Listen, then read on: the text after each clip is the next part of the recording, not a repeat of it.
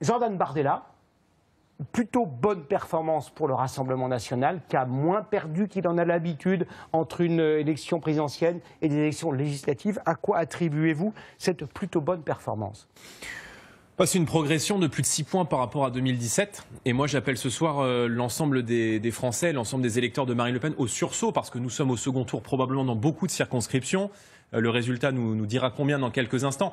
Je veux juste dire une chose, il n'y a pas de fatalité entre La République En Marche, entre la majorité d'Emmanuel Macron et entre l'extrême gauche, la coalition Burkini, qui a appelé à voter pour Emmanuel Macron. Donc il n'y aura pas d'opposition en votant pour les candidats de la NUPES. Ils sont tous les deux les complices d'un même système. Et je veux dire aux Français qu'avec les deux, vous aurez pendant 5 ans plus d'imposition, plus d'impôts, plus d'immigration. Pardon, ça amène à une question essentielle. Ça amène à une question essentielle. On l'a dit tout à l'heure, il risque d'y avoir des duels à peu près partout. Que ferez-vous?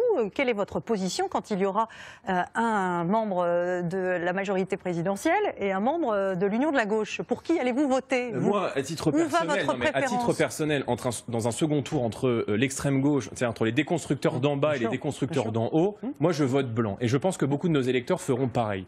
Mais pardon de vous rappeler que nous sommes probablement au second tour dans beaucoup de circonscriptions et qu'il est évidemment vital pour la démocratie que les 13 millions de Français qui ont voté pour Marine Le Pen soient représentés à l'Assemblée nationale pendant 5 ans. Il n'y a qu'un seul bulletin de vote pour s'opposer à la politique de M. Macron, c'est le nôtre, et il n'y a que nos députés qui pourront s'opposer à la retraite à 65 ans, à l'explosion des taxes, notamment sur les carburants, et à la submersion migratoire qui est aujourd'hui en cours dans le pays. Donc moi j'appelle l'ensemble des Français à voter utile, je les appelle au sursaut pour le second tour, et je veux leur rappeler que nous enregistrons une progression très importante de plus de 6 points par rapport à la dernière fois, et qu'il est évidemment maintenant vital de faire rentrer le peuple et de faire rentrer les Français très nombreux à l'Assemblée nationale. Et je veux juste leur dire que entre la City et le Venezuela, il y a une troisième voie qui est celle du bon sens, qui est le patriotisme que nous défendons, que nous portons et qui doit, je crois, être très présent à l'Assemblée nationale pendant 5 ans. Donc il y a encore une double menace aujourd'hui et je pense que nos électeurs doivent maintenant se mobiliser très fortement au second tour.